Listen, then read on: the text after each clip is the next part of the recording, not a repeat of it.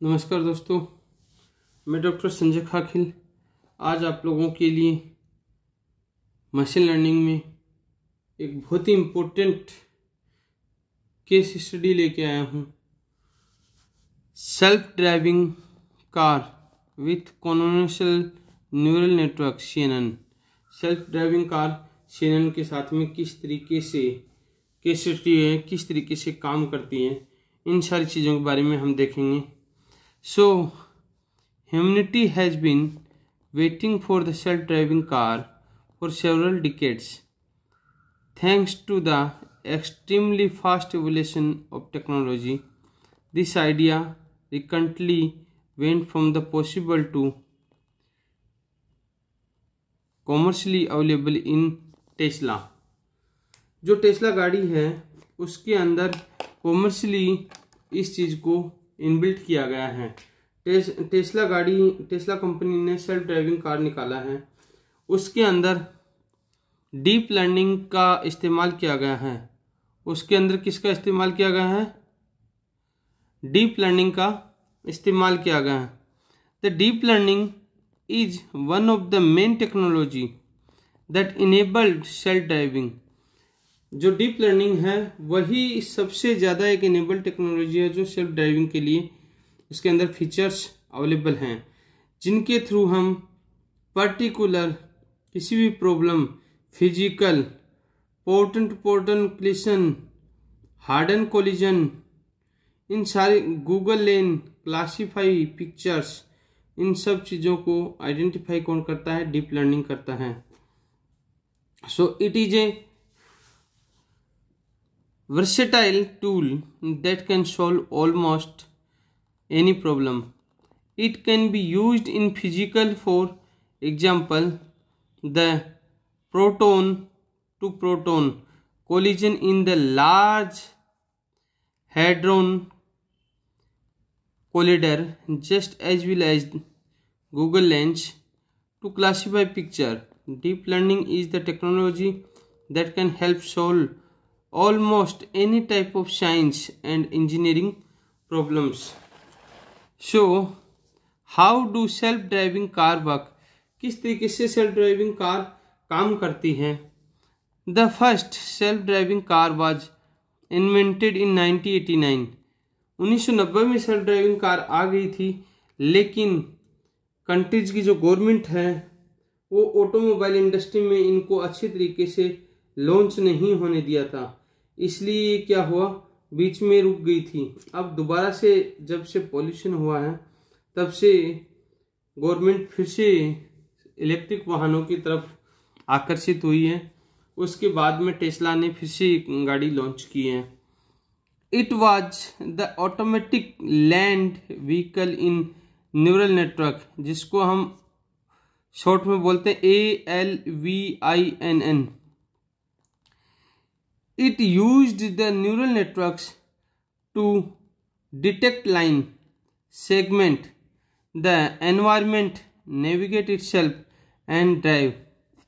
It worked well, but it was limited by slow processing power and influence data. Then,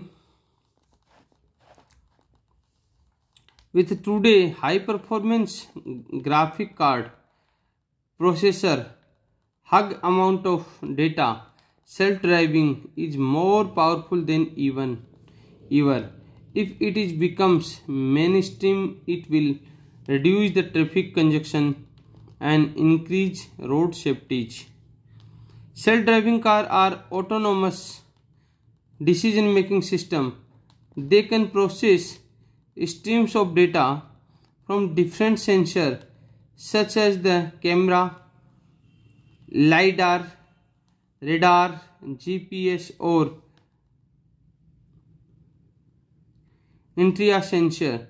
This data is then modeled using deep learning algorithm, which then make the decision relevant to the environment the car is in. होता क्या है इसके अंदर? Suppose safety monitor है, ये आपका ये एक सेफ्टी मॉनिटर है इस सेफ्टी मॉनिटर में कौन कौन सी डिवाइसेस से कनेक्टिविटी होती है, यहाँ से शुरुआत होती है और ये एक दूसरी के साथ में सारी चीज़ों को कनेक्ट करता है और वापस यहाँ पर आकर के कनेक्टिविटी लेता है। तो सबसे पहले हम बात करते हैं इसके अंदर डीप लर्निंग और क्लासिकल प्रिसेप्शन एंड लोकलाइजेशंस। उसके बाद में डीप लर्निंग और classical high level path planning, जो रास्ते होते हैं किस तरीके से हो रहा है उस वे के लिए जो पाथ की प्लानिंग होती है उस चीज़ के लिए डीप लर्निंग काम करता है। Then AI based, artificial intelligence based और classical behaviour arbitrations low level path planning. जब हम पर्टिकुलर किसी भी रास्ते पे गाड़ी चल रही है तो उसका लेफ्ट राइट और उनकी सेंसिंग सिस्टम्स को देखने के लिए। उसके बाद में लर्निंग बेस्ड मॉनिटर कंट्रोलर, ये इसके अंदर एक इनपुट होता है, एक दो हिडन लेयर्स होती है, एक आउटपुट लेयर्स होती है। पहली कौन सी होती है? इनपुट लेयर होती है, फिर एक होती है हिडन लेयर, एक होती है आउटपुट लेयर और फाइनली क्या होता है? Autonomous vehicle. और इन सारी चीज़ों से एक गाड़ी बनके तैयार होती है जो सेफ्टी मॉनिटर के थ्रू, ये मॉनिटर होता है, इन सारी चीज़ों को मैनेज किया जाता है। The image above show A modular perception planning action pipeline used to make driving decisions. The key components of this method are the different sensors that fetch data from the environments. To understand the working of self-driving car, we need to examine the four main parts. Four main parts कौन कौन से होते हैं self driving car के, जिन चीज़ों को हम देख सकते हैं। उसके अंदर फर्स्ट होता है प्रिसेप्शन, सेकंड होता है लोकलाइजेशन, थर्ड होता है प्रिडिक्शन, नेक्स्ट होता है डिसीजन मेकिंग, उससे नेक्स्ट होता है high level path plannings, behaviour arbitration, motion controllers और प्रिसेप्शंस। दोस्तों एक होता है इसके अंदर मेन जो पार्ट होता है वो होता है कैमरा, दूसरा इसके अंदर होता है जिसको लाइट डार्क कहते हैं, थर्ड वन होता है रेडार। ये सारी की सारी चीज़ें इसके अंदर होती हैं, इन सारी चीज़ों से हम इनको मॉनिटर करते हैं। परसेप्शन के अंदर हम पर्टिकुलर परसेप्ट करते हैं कि किस तरीके का वेदर होगा, किस तरीके की पॉसिबिलिटीज होगी, वेदर फोरकास्टिंग प्रिडिक्ट करता है। लोकलाइजेशन के अंदर क्या होता है? लोकलाइजेशन के अंदर हम काम करते हैं पर्टिकुलर कोई भी चीज़ जब हम लेते हैं तो उसके अंदर जो एनवायरनमेंट होता है वो किस तरीके का होगा, किस तरीके की वहाँ पर लोकेशन होगी, उन सारी चीज़ों के बारे में। और प्रिडिक्शन इसके अंदर हम पर्टिकुलर जो वे होता है, रास्ता जिसको मैं बोल सकता हूँ, जो वे का क्या होता है मैपिंग चार्ट,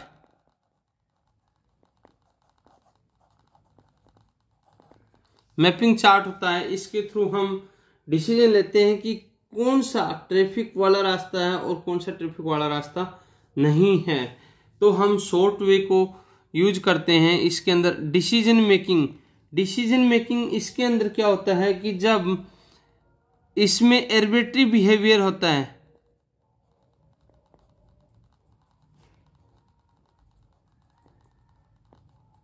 एर्बिट्री बिहेवियर मीन्स कि जब गाड़ी चल रही है तो एक होता है लेफ्ट, एक होता है राइट और एक होता है मिड। और इसके अंदर जो लेन होती हैं कि किस तरीके से गाड़ी लेन में चल रही है, उसका सेंसर किस तरीके से सेंस कर रहा है, इन सारी चीज़ों को हम डिसीजन मेकिंग। एक होता है high level path planning. High level path planning के अंदर कि जब गाड़ी सोर्स टू डेस्टिनेशन के लिए जा रही है तो इसके अंदर जो गूगल मैप होता है उस पे उसका ट्रैफिक,